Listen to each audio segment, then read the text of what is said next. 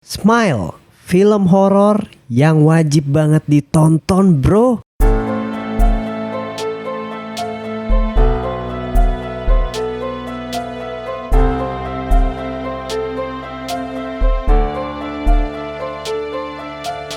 Selamat malam semuanya. Balik lagi di podcast Sopi di Tengah Malam. Masih bareng gue Bimo dan gue Faris. Fedian gak ada isi ya, karena dia belum nonton Smile. Kita baru banget rekaman Anunnaki. Gila bro. Jadi nontonnya You Keep Smile sih ya. Iya, You Keep Smile aja.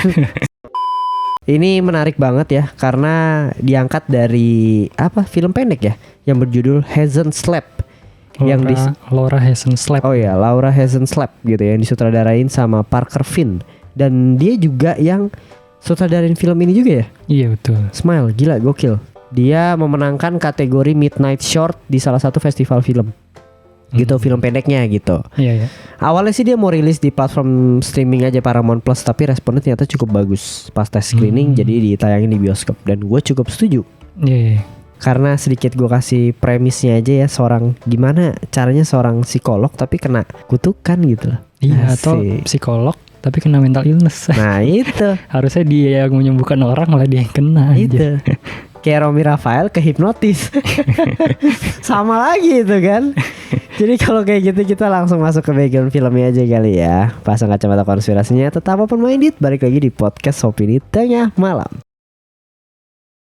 Oke, untuk background filmnya tadi kayak gue udah sempat mention ya, sutradaranya itu Parker Finn, penulisnya juga Parker Finn juga. Castnya ada Saoirse Bacon, ada Kathleen Stacy, ada Casey T. User gitu. Jadi kayak menurut gue dari segi castnya nggak begitu banyak pemain bintang, malah bisa dibilang nggak ada ya. Maksudnya kayak gue nggak tahu sih, apa gue yang nggak tahu gitu loh. Tema dengan diangkatnya kutukan kayak gini gitu. Menurut lu hal yang fresh apa lu udah pernah nonton sebelumnya? Kalau udah pernah nonton mungkin ada yang mirip ya. Temanya sih, lebih ke temanya kayak It Follows gitu kan. Iya. Kayak makhluk supranatural yang ngikutin lu dan orang lain nggak bisa ngeliat gitu, yang bisa ngeliat cuma satu orang itu doang. Tapi dari segi plot detailnya mungkin lumayan beda di situ sih, karena ini lebih ke mental illness kan yang pertama. Kayak ada kalau yang It Follows itu menurut gue lebih ke mitos yang dijadikan pembahasan horor itu mitos gitu lah, mitos di daerah situ kalau seks bebas itu dilarang gitu loh. Kalau ini lebih ke kesehatan dan penyakit yang sedang kita sedang banyak orang alami lah di saat ini, mental illness gitu, lebih relate mungkin. Gue setuju sih ya. Ini gue juga sedikit pas melihat film Smile ini mirip kayak It Follows gitu loh. Tapi di sini yang lebih keren lagi atau yang lebih fresh mungkin ya, gimana kok bisa seorang psikolog gitu kena gitu loh hal seperti ini, dan dia yang biasanya menangani dan dia yang akhirnya mengalami ilusi gitu loh. Ilusi gitu. Itu yang menurut gue jika itu memang terjadi kayak believable aja gitu loh. Dan harusnya kan dia sebagai psikolog tahu gitu caranya lu menghindar dari semua ini gimana gitu. Iya. Tapi di sini menariknya dia benar-benar menjauhkan title-nya dia gitu. Dia udah bukan siapa-siapa lagi, tuh benar-benar keren sih. Gue juga suka banget sih ya. Dari karakternya juga ya, maksud gue background karakternya juga gue suka. Yang ternyata bukan, ini spoiler gak ya? Maksudnya intinya psikolognya ternyata punya salah satu isu juga lah gitu loh. Punya masa lalunya yang cukup kelam lah ya. Cukup kelam gitu. Dan itu yang sebenarnya juga gue cukup suka adalah kayak ternyata setiap orang tuh punya gitu isu tersendiri terhadap mentalnya gitu loh. Entah itu apapun gitu. Dan di sini tuh digambarkan dengan hal itu, dengan psikolog yang ternyata juga punya isu gitu loh. Iya, bahkan psikolog aja bisa kena gitu ya. Sama mental illness gitu. Dan menarik sih menurut gue di sini, gue suka. Dan actingnya ya, kalau dibalik actingnya sih ibaratnya untuk aktor yang gue juga belum pernah lihat gitu loh. Bagus sih, gue suka sih gitu ya. Kayak nggak ada yang aneh aja gitu loh. Semua nggak ada masalah. Iya, semua nggak ada masalah juga sih gitu. Dan nggak tahu, pace-nya juga lu dibawa tuh dengan sangat amat soft. Lu bisa nikmatin gitu loh. Lu bisa fokus. Nggak ada yang nyeret juga.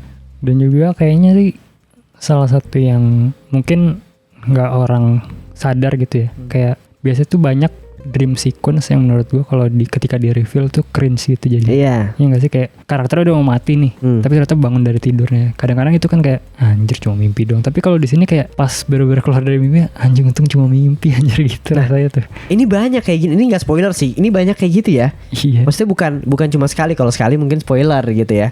Ini ada beberapa gitu. Dan gue setuju sih sama Faris sih, kayak lu bisa merasakan ketika walaupun itu misalnya cuma ilusinya gitu ya, atau apa tuh kayak ngerasa anjir serem juga, lu bisa nimbulin hal empati itu gitu loh. Iya, keren sih. Dan biasanya tuh kan kalau dream sequence gitu kita udah bisa nebak gitu kan. Kayak karakternya udah mati di tengah jalan nih. Ya lah ini mah mimpi nih gitu. Kalau di sini tuh kita kayak pas udah di akhir tuh menurut gua kayak wah anjir akhirnya lolos juga. Ternyata pas ada triggernya, anjir ternyata masih belum lolos aja, itu mantap sih. Iya benar. Tapi gimana ya? Lu kalau tadi lu ngomongin yang tadi dream sequence gitu dan ngomongin tentang horornya atau jump scare nih, gak lengkap kan? Mantep sih jump scare-nya. Momennya bener-bener. Kalau menurut gue yang salah satu yang paling mantep itu adalah adegan dengerin rekaman. Itu salah satu yang mantep tuh. Gue sebenarnya udah expect sih. Iya. Kita juga ketika berapa kali dia neken untuk play udah expect akan ada jump scare, cuma gila banget sih. Itu tapi tetap terbaik sih itu. Sekarang serem banget. Itu kayak apa ya? Itu bukan jump scare murahan gitu loh. Mantep sih. Iya gak sih? Momennya kayak kenapa harus ada di situ gitu? Kenapa tiba-tiba ada missing atau ada tambahan sound gitu yang lu dengerin tapi nggak ada wave-nya gitu loh, kayak anjir itu gila sih. Ya karena emang dia kayaknya jago mainin timingnya sih menurut gua. Dan apa ya? Kalau dari gue sih paling itu ya, untuk scoringnya gue pengen bahas ke spoiler sih lebih tepatnya ya. Oh oke. Gue suka nih untuk scoringnya sih, dari gue 8/10 kayaknya. Ya oke sih. Gue juga sekitar segitu lah, 7,5 mungkin ya. Iya. Jadi recommended banget buat kalian yang lagi nyari film thriller atau horror ya. Pastinya sih. Gitu gore-nya. Salah satu horror yang harus ditonton tahun ini sini. Iya, gore-nya dapet ya. Gore-nya dapet banget. Dan bener-bener out of nowhere menurut gue sih ini filmnya juga. Kayak orang nggak mau expect smile untuk sekeren ini sih pastinya. Maksud gue apa sih seremnya orang senyum depan lu doang gitu? Iya bener. Iya sih. Tapi ternyata itu creepy banget. Ya tapi gue yakin sih orang yang nonton pasti akan menemukan nightmare fuel barunya tuh ketika dia nonton klimaksnya atau endingnya. Iya benar-benar. Kayaknya apa ya? Kita butuh sih film-film fresh dengan kemasan horor atau thriller yang unik lagi kayak gini. It Follows menurut gue udah cukup unik sih. Iya benar-benar. Oke lah kalau kayak gitu kita langsung masuk aja ke review spoiler. Oke bro, untuk review spoiler ya, kita ngomongin tentang hantunya, setannya. Gue cukup ngeri banget sih, maksud gue nggak nyangka sutradaranya kayak berani gitu ngeluarin makhluk sebenarnya si Smile, padahal dia bisa aja Smile itu emang sebenarnya jelmaan orang yang tersenyum aja gitu loh. Ya, tapi itu menurut gue juga bukan sosok aslinya Smile sih, karena itu kan dari wujud ibunya berubah sih, kan, gede. Itu mantep sih. Itu ketika lo besar sampai bungkuk gitu di langit-langitnya bungkuk, itu menurut gue udah serem banget sih. Itu kan gue bener-bener langsung inget banget It Follows gitu kan. Iya, cuma itu lebih gede lagi. Lari langsung jebret gitu kan, gede. Dan ini gede, terus dia berkomunikasi, terus kayak lama banget gitu, dan ternyata lawan terakhirnya lu gitu loh. Iya mantep sih. Terus kan gelap gitu kan, terus ketika dia badannya rise gitu makin gede, ih keren banget. Iya. Terus make upnya juga serem banget lagi, gila itu. Mamanya. Wah itu perfect sih. Lu di situ dibuat apa ya? Kebingungan gitu. Sebenarnya dia berhasil ngalahin apa enggak sih? Itu ada di sisi lain gue berpikir gitu sih, kayak oh dia berhasil nih, tapi ternyata iya, karena kan biasanya tuh kalau misalkan cuma hayalan gitu, itu akan dipatahkan dengan cepat gitu. Tapi itu enggak, itunya lama. Jadi berkabur dari rumah, naik mobil ke rumah temennya. Gitu-gitu kayak bener-bener semua sudah normal gitu, udah selesai. Tapi ternyata dipatahkan lagi ketika si karakternya bilang aku akan mengikutimu selamanya, anjay. Dan yang menariknya lagi adalah cara untuk mereka mengalahkannya itu butuh pengorbanan gila gitu loh. Iya, dan nggak win-win sebenarnya. Iya. Karena kutukan itu terus berjalan. Tetap berjalan. Kalau dia pengen nggak mati gitu, dia harus bunuh orang dan harus ada saksinya kan, biar kutukan itu tuh berlanjut. Dan juga dia akan dipenjara lagi karena kan ada witnessnya.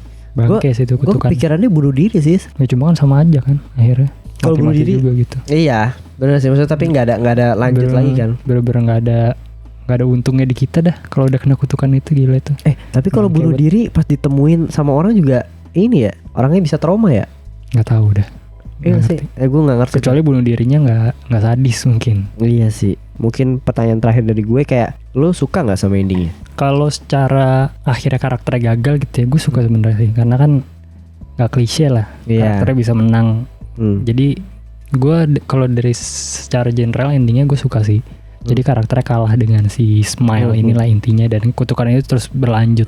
Cuma kayaknya gue sebenarnya lebih pengen kalau si direkturnya lebih membuat ambigu gitu, apakah ini sebenarnya mental illness atau bener-bener kutukannya itu ada gitu sih. Karena kalau di terakhirnya tuh gue kayak udah bisa menyimpulkan ini kutukannya ada beneran. Yes, bener. Soalnya kan si cowoknya ngelihat tuh bener-bener kan, si ceweknya berubah jadi senyum gitu segala macam.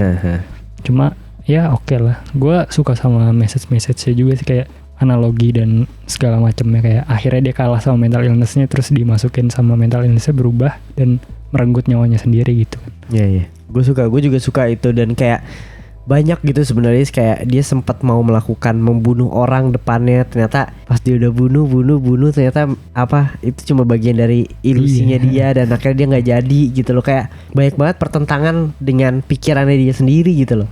Iya, keren sih. Oke lah, paling gitu aja untuk review film Smile ya. Gitu, ini adalah episode pengantaran Nunaki. Yoi. Gitu ya, yang akan terjadi di hari Kamis mendatang. Jadi kalian subscribe Opini Tengah Malam di Noise.